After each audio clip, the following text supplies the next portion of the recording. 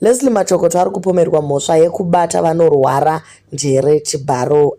itrainee kuclinical psychologist department kuParanyatwa Hospital. Welcome back to your channel. Please don't forget to like and subscribe and hit the notification button kuti pese patinoposta muve the first people to know.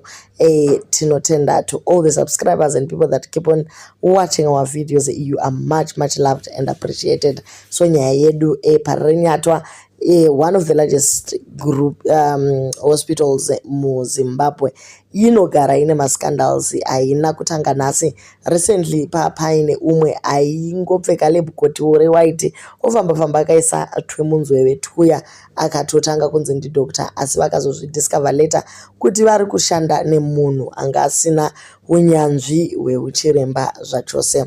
So kupsychiatric unit uko kwanga kune scandal yakaitika recently. Mukomana Machokoto uyu handizivi kuti dambudziko rake riri pachii, but itrainee clinical psychologist pachipatara apa. Ari kudana vanorwara pfungwa, aivadana kuofisi kwake zvoita kunge vane appointment, but this usually happened after office hours. Asvika kuya aibva angovabata chibharo nekutongorara navo. Vakawanda vakatanga kuona mamovements aya achibva vanetsa zvikuru. Mainterns nemama-attaches pamwe chete nevacho vairwara pfungwa ndo vakazoti aiwa bodo pane zviri kuitika kuofisi uku zvisiri kufamba nenzira yakanaka, ndokuzoinvestigatwa nyaya yacho ichibva yangobuda.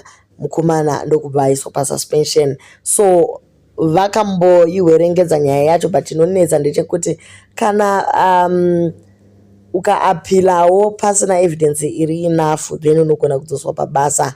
Ndo zviri kuitika. Machokoto uyu akadzoka zvakare kubasa. Vanhu havana kufara nazvo nekuti mukomana ari kukwira vanhu vanorwara pfungwa, kwete kukwira kwoga asi kuvambunyikidza achivaita against their will. So problem iripo ndeyekuti kana munhu ari mentally ill akandoreva, kunobva kwaita kunge ari kutoda kupuwa mapiritsi anoda kubaiwa jekiseni dzatonyanyisa kuruza. Handiti munoona munhu wacho haagone kubhilivhiwa nekuti pfungwa dzake hadzisi kufunctiona zvakanaka. But musakangamuka guys kuti vamwe vanenge vatongomwa mapiritsi vachitofilawo zviri nani, vanonyatsoziva zviri kuitiwa kwavari. Manetizens ari kungoti bamunini ava navawo vanofanira kunguva vari mupsychiatric ward, nekuti unozo-attractwa sei nemapapa ebasa. Zvafanira kushanda mubhenki woba mari yemo, maybe zvinofanira kati zvaramba kubuda. But anyway, how do you get attracted kuma-clients ako woita vekumbunyikidzwa? Ndiye PDD wepaZimbabwe uyu. So for now achiri kuenda kubasa, ma-investigations achiitiwa. But anyway, where there is smoke there is fire. Indiri kungotaurawo zvirapwe ko hapana ka pakunzi vanhu vese vangangokuvenga kubva kuma-clients kusvika kune vamwe ve-attachment vongogenga up against you pasina zvawaita.